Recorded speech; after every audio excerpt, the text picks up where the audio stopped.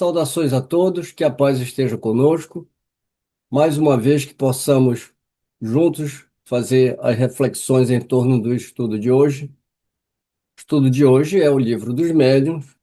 Estamos na segunda parte das manifestações espíritas, no capítulo sexto, Manifestações Visuais.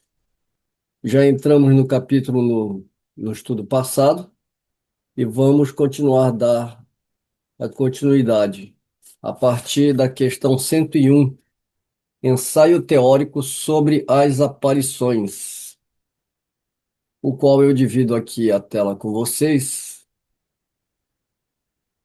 Ensaio teórico sobre as aparições. Questão número 101. As manifestações aparentes mais comuns ocorrem durante o sono, por meio dos sonhos. São as visões. Os limites deste estudo, porém, não comportam o exame de todas as particularidades que os sonhos podem apresentar.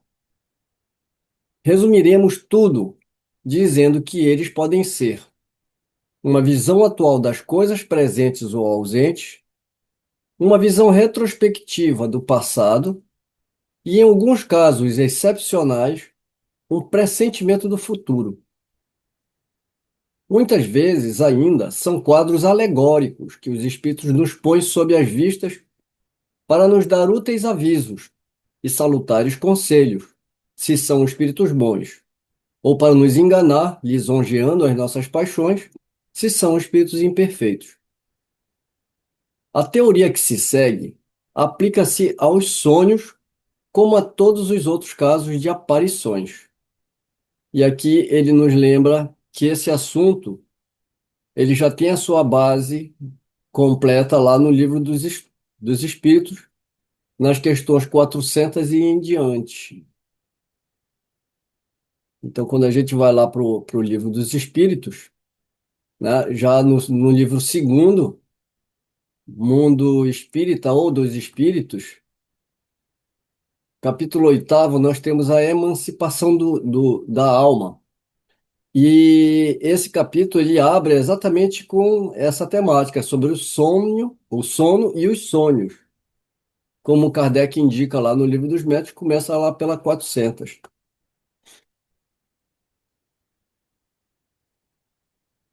E lembrando sempre, né, que a gente fala sobre os nossos estudos, que os livros de Kardec, por esse motivo, não podem ser lidos isolados. É muito comum, né, a gente ouvir, o fulano é médium, então ele tem que estudar o livro dos médiuns. O fulano gosta mais dessa parte mais metafísica, então vai estudar tal livro. Não, na verdade, os livros de Kardec é uma continuação e um complemento um do outro. Essa obra não pode ser lida, separadamente, os livros de forma avulsa, né? Então, toda a base se encontra aqui. E não é só essa temática, né? Porque quando se fala do sono e dos sonhos, né, o, e o Kardec coloca essa temática justamente na emancipação da alma, né? Ou seja, a saída do corpo físico através do sono mesmo, né? Então ele vai abordar também visitas espíritas entre pessoas vivas, que pode se dar também, né? Ou pode ocorrer no momento do sono. Transmissão oculta do pensamento, letargia, catalepsia, mortes aparentes, sonambulismo, êxtase, segunda vista. E, finalmente, ele fecha esse capítulo com um ensaio teórico, né? Bem extenso, fazendo uma explicação bem extensa também sobre sonambulismo, o êxtase e a segunda vista. Porque esses nomes, como eles foram grafados e como a gente lê hoje e como ele é entendido no contexto do século XIX, é totalmente diferente. Nós já abordamos várias vezes que o sonâmbulo não é aquela pessoa que anda dormindo pela casa. É no nosso contexto, né? No contexto do século XIX, principalmente quando Kardec usa essa palavra aqui, a gente tem que entender que é uma espécie de trânsito, de transe que aquela pessoa está, né? É um estado alterado de consciência. O êxtase é a mesma coisa. Também é um transe, também é um estado alterado. Só que tem nuances diferentes. Os fenômenos só ocorrem de formas peculiares, né? E a segunda vista também é outro fenômeno. Mas todos, né, estão ligados à emancipação da alma. Por isso que quando a pessoa ela volta de um estado, tanto do sono, tanto do êxtase, e quando ela tem a experiência de segunda vista, ela relata vários tipos de experiência, né? E experiências, muitas vezes, de acordo com a própria vivência, as próprias crenças. Isso vai implicar também no que a pessoa viu através de um sonho, ou através de um êxtase, etc. Kardec também põe muito em dúvida esses relatos por serem muito difíceis de separar o que é imaginação do que realmente é fato, é realidade, é coisa que se comprove. Então a gente vê que não é um assunto, né, quando a gente vai entrar aqui, é um assunto que a gente já tem que ter conhecimento. Então a gente vai fazer a leitura hoje partindo do princípio que nós já estudamos, né, aquelas questões lá no Livro dos Espíritos. E quem ainda não estudou, para que esse assunto ele fique mais completo, é necessário que se demore um pouquinho ali, faça uma leitura e aprofunde as questões. Porque a proposta do nosso estudo é justamente essa, né? É estudar todas as obras em conjunto. Bem, feito essas considerações, acredito que a gente possa, né, continuar aqui. E aqui ainda estamos na introdução, né, dessa 101. Acreditamos. Ah, perdão, só mais um comentáriozinho aqui, né? O que que ele está colocando aqui? Ele vai falar que o estudo está limitado, né? Os limites desse estudo, porém, não comportam o exame de todas as particularidades que os sonhos podem apresentar.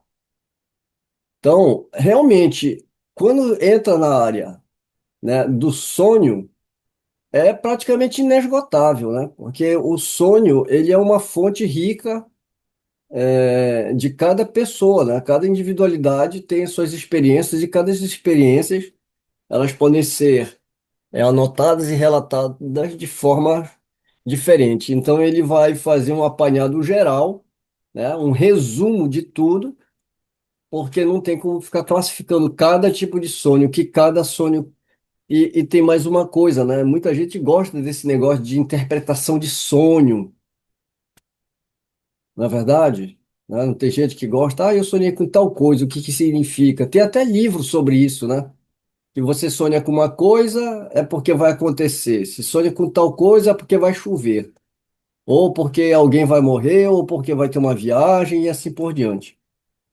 Então, essa experiência, eu diria que ela é ímpar, né?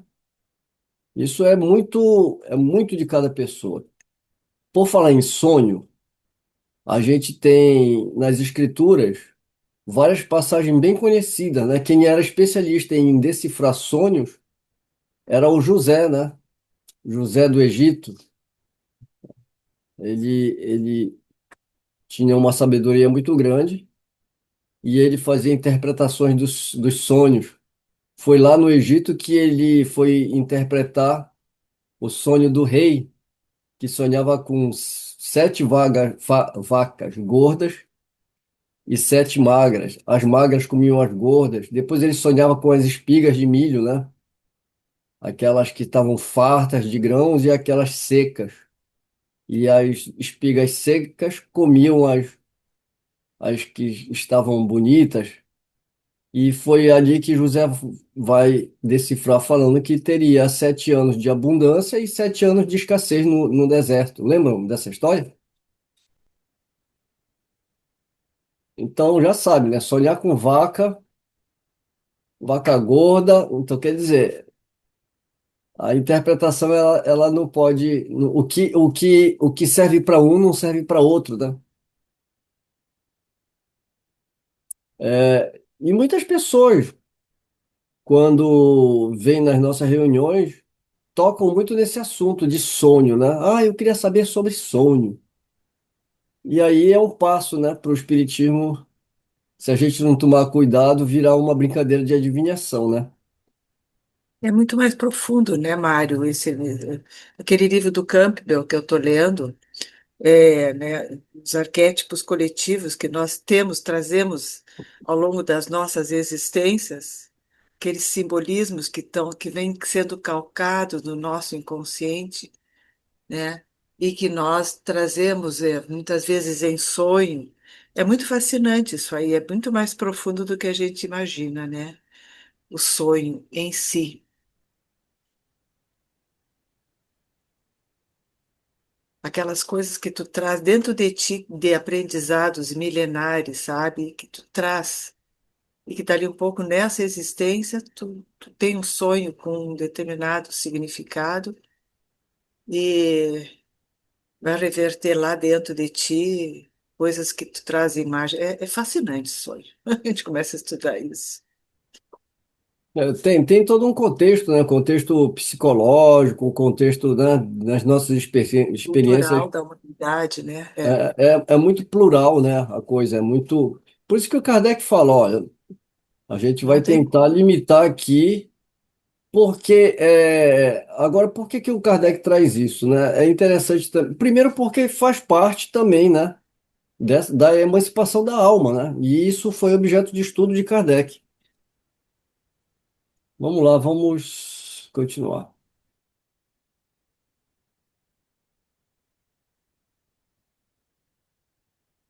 Acreditamos que estaríamos ofendendo os nossos leitores se nos propuséssemos a demonstrar o que há de absurdo e ridículo no que vulgarmente se chama de interpretação de sonho.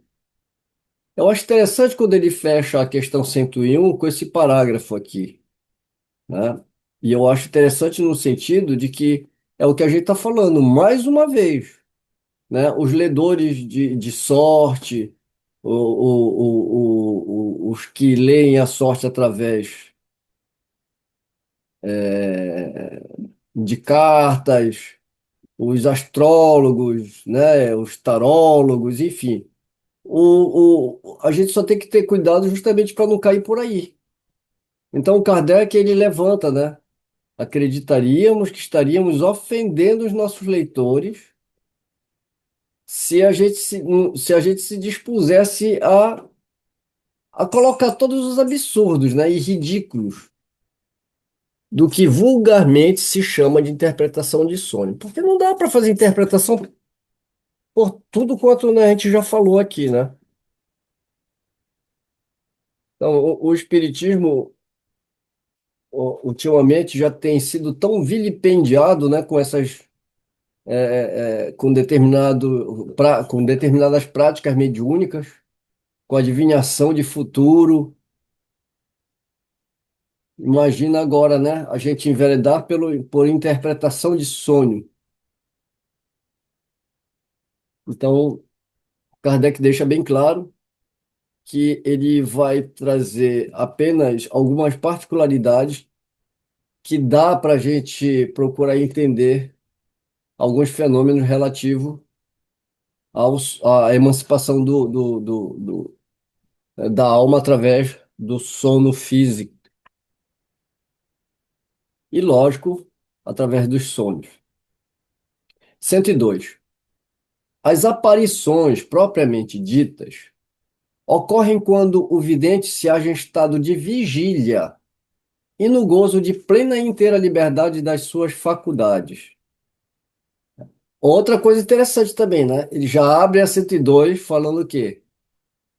Que se a gente for falar de aparição mesmo, ela aparece quando a gente está acordado e não quando a gente está dormindo. Os espíritos não têm por que esperar a gente dormir para aparecer para a gente, né? Vai aparecer em sonho, né? Então, o que ele fala? As aparições propriamente ditas ocorrem quando a gente está acordado. E não só acordado, como no gozo da nossa plena e inteira liberdade das faculdades. Porque ele está falando sobre o quê? Né? Ele está falando sobre, né, as aparições, ensaio teórico sobre as aparições. E aqui ele está falando, aqui ele vai abordar a parte do sonho. Então, apresentam-se, em geral, as aparições sob uma forma vaporosa e diáfana, às vezes vaga e imprecisa, inicialmente como uma claridade esbranquiçada, cujos contornos pouco a pouco se vão delineando. É engraçado, né? Porque é como se houvesse até um entendimento universal sobre isso. Porque como é que a gente vê a representação, muitas vezes, dos fantasmas? Não é com um lençol? Um lençol de dois olhinhos? Né? É exatamente como ele está falando aqui. A forma mais fácil de você desenhar um espírito, né? Ou colocar uma cabeleira em cima dessa vestimenta branca. Por isso que ele coloca, né, que é uma veste, uma forma vaporosa, diáfana, às vezes vaga e imprecisa, inicialmente como uma claridade esbranquiçada, cujos contornos pouco a pouco vão se delineando. De outras vezes, as formas se mostram claramente acentuadas, distinguindo-se os menores traços da fisionomia, a ponto de se poder descrevê-las com precisão. As maneiras, o aspecto são semelhantes ao que tinha o espírito quando encarnado, podendo tomar todas as aparências, né? O espírito se apresenta sob aquela que melhor nos faça reconhecê-lo, se tal é o seu desejo.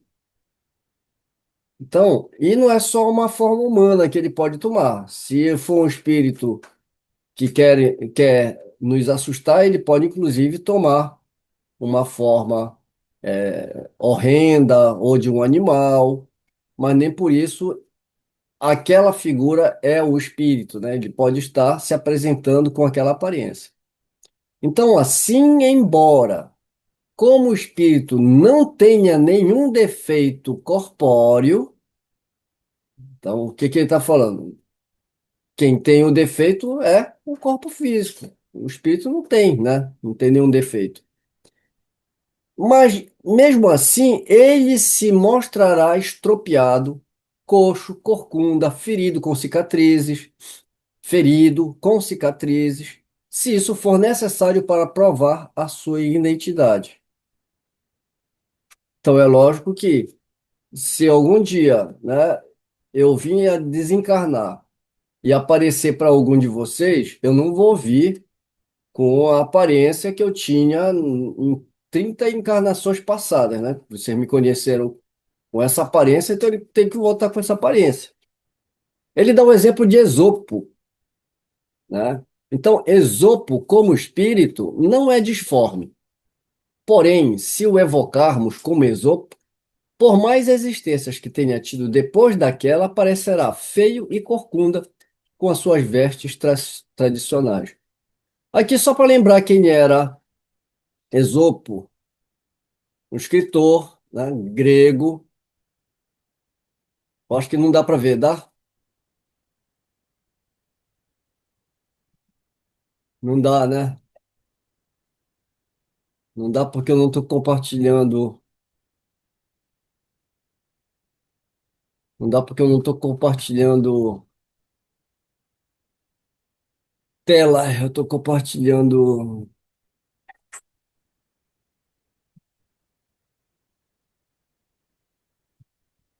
Você lembra de Esopo?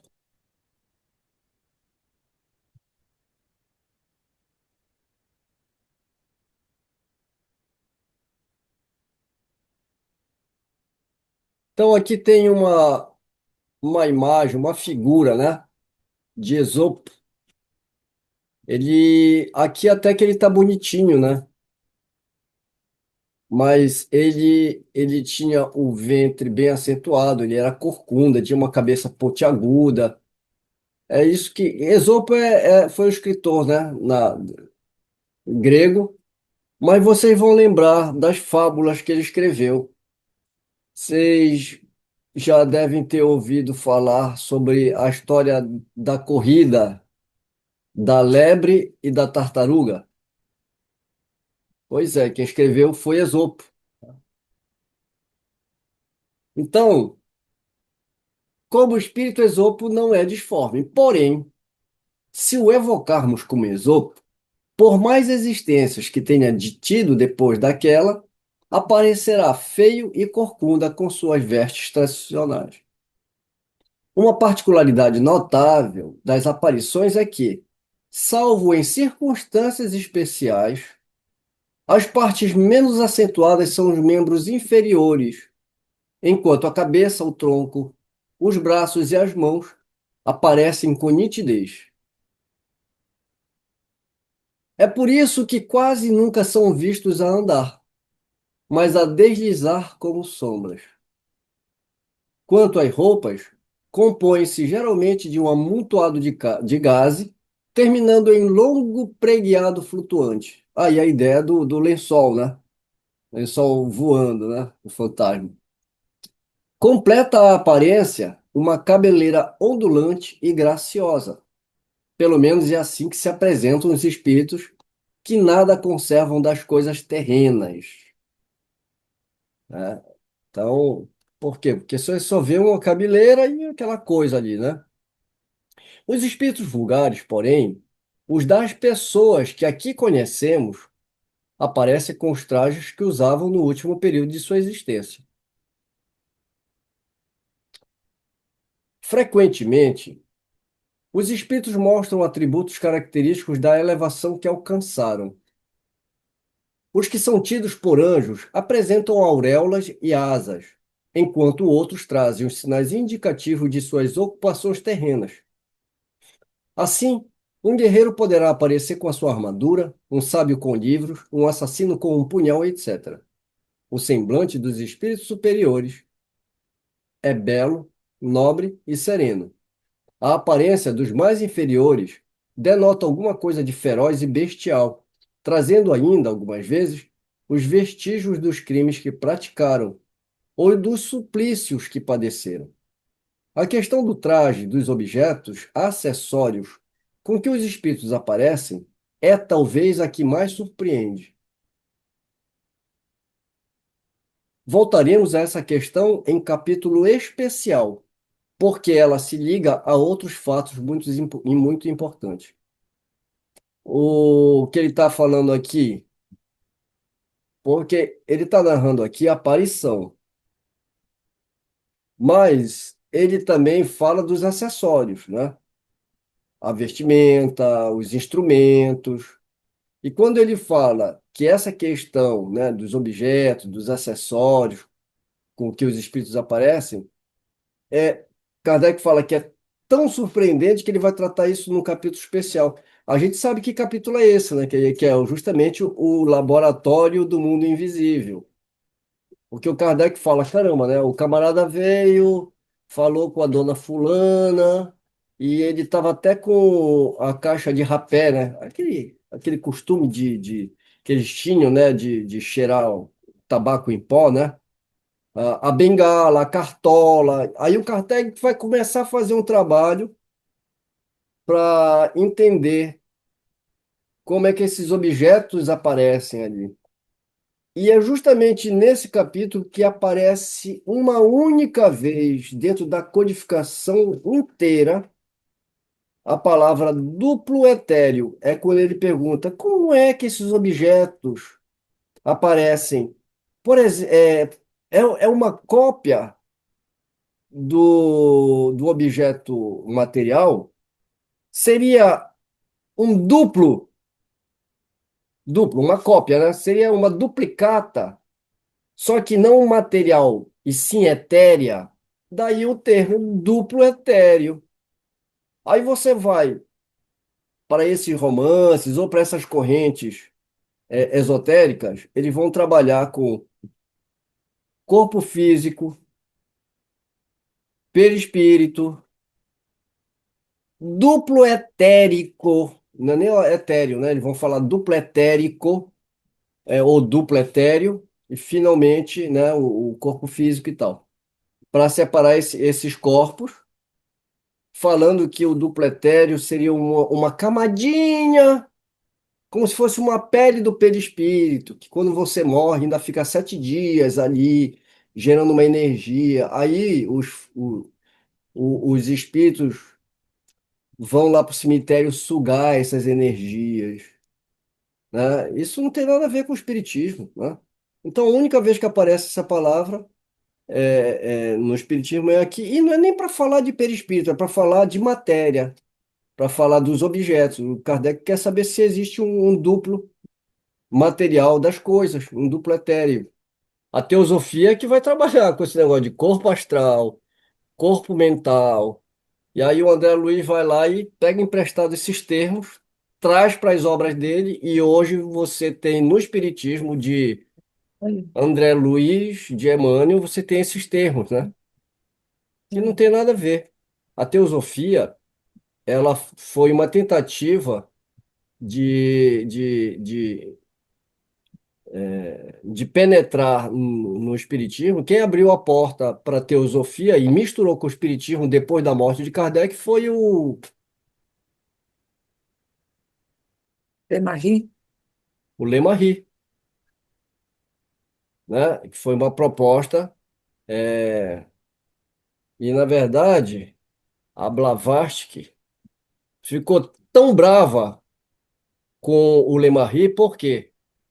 Porque nem para divulgar a teosofia corretamente o Lemarie serviu, porque ele deturpou, inclusive.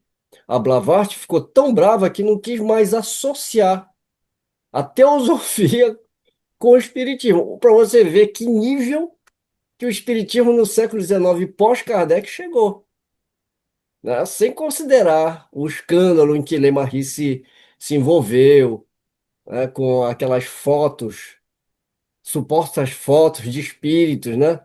Ele levou 1 ano de cadeia, teve que pagar multa, arrastou o nome do espiritismo para a lama, né? E essas coisas são ressuscitadas dentro do espiritismo brasileiro, né? E quem trouxe de volta a teosofia para dentro do espiritismo foi André Luiz. É para você ver, né, como é irônico a história, né? Nem Blavatsky quis saber do espiritismo porque o Lemarie deturpou os ensinamentos da teosofia. E aí ele fez um serviço duplo, né?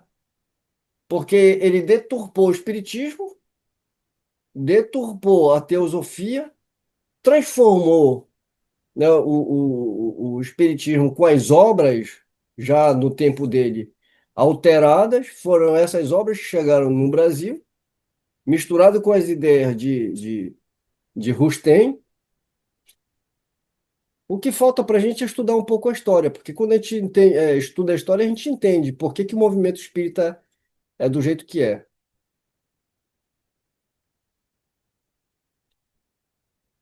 103. Dissemos que as aparições têm algo de vaporoso. Em alguns casos, poderíamos compará-las à imagem que se reflete num espelho sem aço, cuja nitidez não impede que se vejam os objetos que lhe estão por trás. Geralmente é assim que os médiuns videntes as percebem. Eles a veem ir e vir, entrar num aposento, sair dele e circular por entre a multidão, assumindo ares de quem participa de tudo o que os homens fazem à sua volta, interessando-se por tudo e ouvindo a conversa de todos. Pelo menos, é desse modo que se comportam os espíritos mais comuns. Com frequência, são vistos a se aproximar de uma pessoa para soprar ideias ou exercer uma influência qualquer, consolando-a se são espíritos bons, zombando-as dela se são espíritos maus, e se mostrando tristes ou satisfeitos com os resultados obtidos. Em resumo, tais espíritos constituem a cópia perfeita da sociedade do mundo material. É esse o mundo oculto que nos envolve, dentro do qual vivemos sem perceber como vivemos em meio das miríades de seres do mundo microscópico, sem desconfiar de coisa alguma. O Kardec já fez essa mesma analogia há alguns capítulos atrás, né? É interessante quando a gente. Hoje, com a tecnologia que a gente tem, é fácil, né? De você usar uma luz infravermelha, uma luz numa determinada é, frequência, e aí você consegue detectar essas bactérias, aonde que estão, né? E quando você joga essa luz, você fica impressionado com tanto, né, com tantos bichinhos andando que a gente a olho não vê. E é excelente, né, essa comparação, porque é bem assim, os espíritos estão ao nosso redor, a gente só não consegue percebê-los com a nossa visão material. O microscópio nos revelou o mundo dos infinitamente pequenos, de cuja existência não suspeitávamos. O Espiritismo, com o auxílio dos médiuns videntes, nos revelou o mundo dos espíritos, que, por sua vez, também constitui uma das forças ativas da natureza. Com a ajuda dos médiuns videntes, podemos estudar o mundo invisível e conhecer os seus hábitos, assim como um povo de cegos pode estudar o mundo visível auxiliado por alguns homens que gozam da faculdade de ver. Veja-se adiante, no capítulo referente aos médiuns, o item que trata dos médiuns videntes. E, aliás, a gente vai chegar lá, e é um capítulo bem extenso, que vai falar só sobre as mediunidades que Kardec consegue classificar. 104. Quando o espírito deseja ou pode aparecer, reveste por vezes uma forma ainda mais precisa, com todas as aparências de um corpo sólido, a ponto de causar completa ilusão, levando o observador a crer que tem diante de si um ser corpóreo.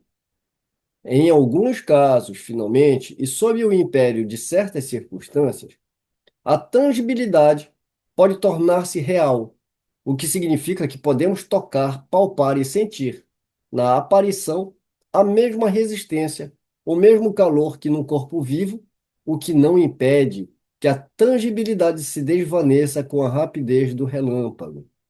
Nestes casos, já não é somente com o olhar que se nota a presença do espírito, mas também pelo tato. Se pudéssemos atribuir à ilusão ou a uma espécie de fascinação a aparição simplesmente visual, a dúvida já não seria possível quando conseguimos segurá-la, palpá-la e quando ela mesma nos segura e abraça. Os casos de aparições tangíveis são os mais raros. Porém, os que têm havido nestes últimos tempos, pela influência de alguns médiuns de grande poder e absolutamente autenticados por testemunhos irrecusáveis, provam e explicam relatos históricos acerca de pessoas que, depois de mortas, se mostraram com todas as aparências da realidade. Aliás, conforme já dissemos, por mais extraordinários que sejam tais fenômenos, perdem inteiramente todo o caráter de maravilhosos, quando se conhece a maneira pela qual se produzem e quando se compreende que, longe de representarem uma derrogação das leis naturais, nada mais são do que uma nova aplicação dessas leis.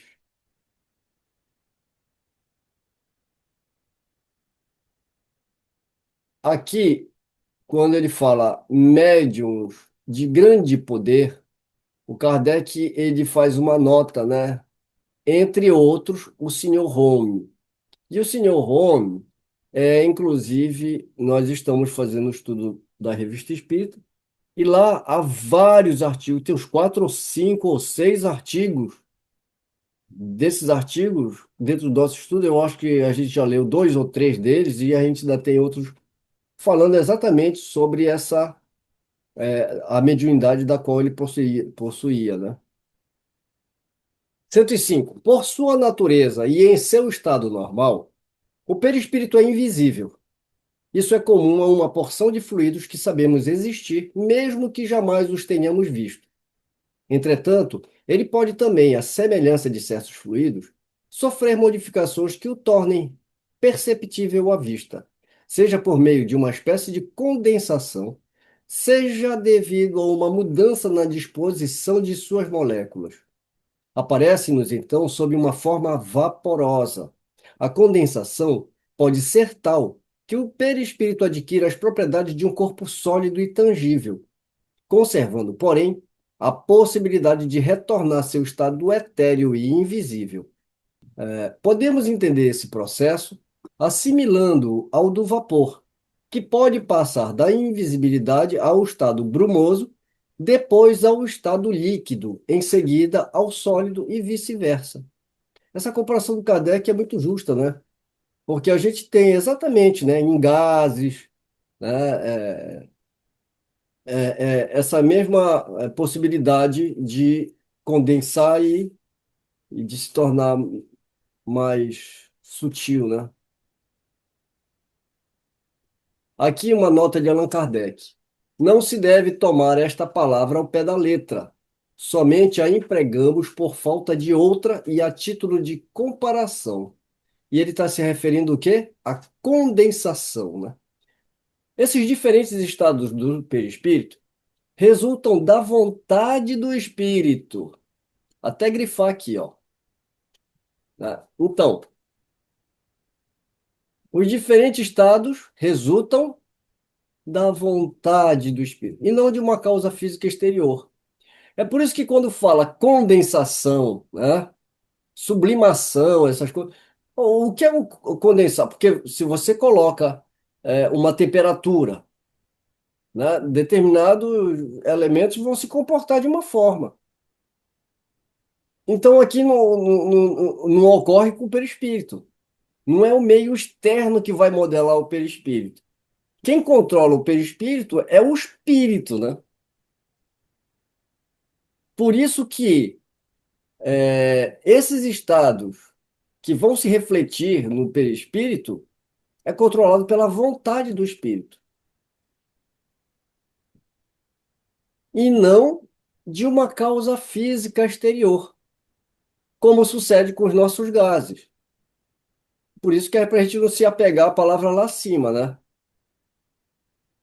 O espírito só nos aparece depois de ter imprimido ao seu perispírito as condições necessárias para torná-lo visível. Mas para isso não basta a sua vontade, pois a modificação do perispírito se opera mediante sua combinação com o fluido específico do médium. Então, além da vontade, né, não basta só a vontade para ele, no caso de aparição, tá? Né, no caso de aparição, a gente está falando de aparição. Então, para tornar tangível, ou mesmo, não só a aparição, mas mesmo tangibilidade, ele precisa também do fluido do médium, né, específico do médium. Ora, essa combinação nem sempre é possível, o que explica não ser generalizada a visão dos espíritos. Por isso que nem todo mundo vê. Assim, não basta que o espírito queira mostrar-se. Também não basta que uma pessoa queira vê-lo. É necessário que os dois fluidos possam combinar-se, que haja entre eles uma espécie de afinidade e talvez que a emissão do fluido da pessoa seja suficientemente abundante para a transformação do perispírito, além de outras prováveis condições que desconhecemos. Então, aqui entra vários fatores, né? A vontade do espírito, o fluido do médium, o próprio fluido do médium tem que ser abundante, suficiente para operar essa transformação. E ele ainda coloca que pode haver outras prováveis condições.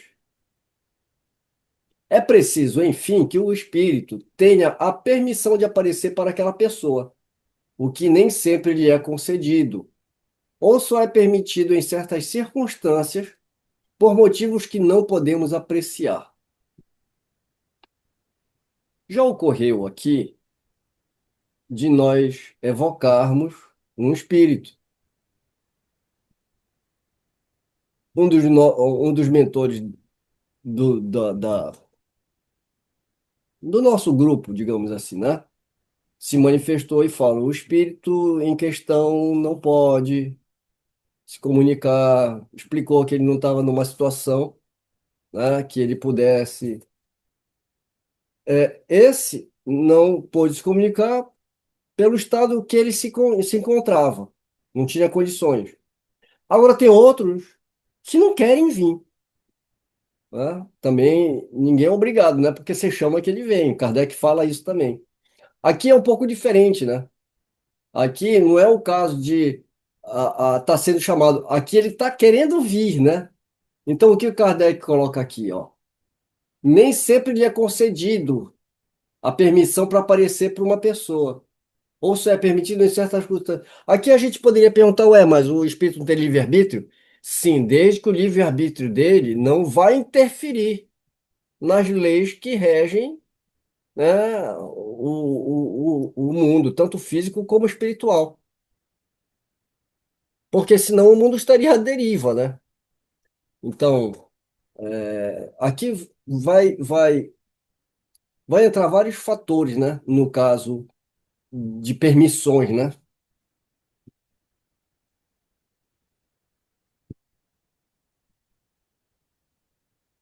106. Outra propriedade do perispírito inerente à sua natureza etérea é a penetrabilidade. Matéria nenhum lhe põe obstáculo.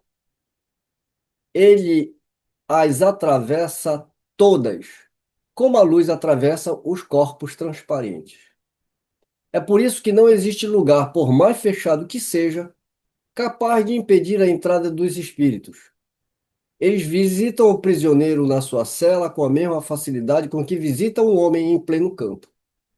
E, finalmente, a 107 que fecha essa parte. Lembrando, né, que eu falo que fecha, porque a gente sabe que a partir da 108 ele muda o tema. Muito embora, quando a gente vai na obra original de Kardec, nós já falamos várias vezes sobre isso, né?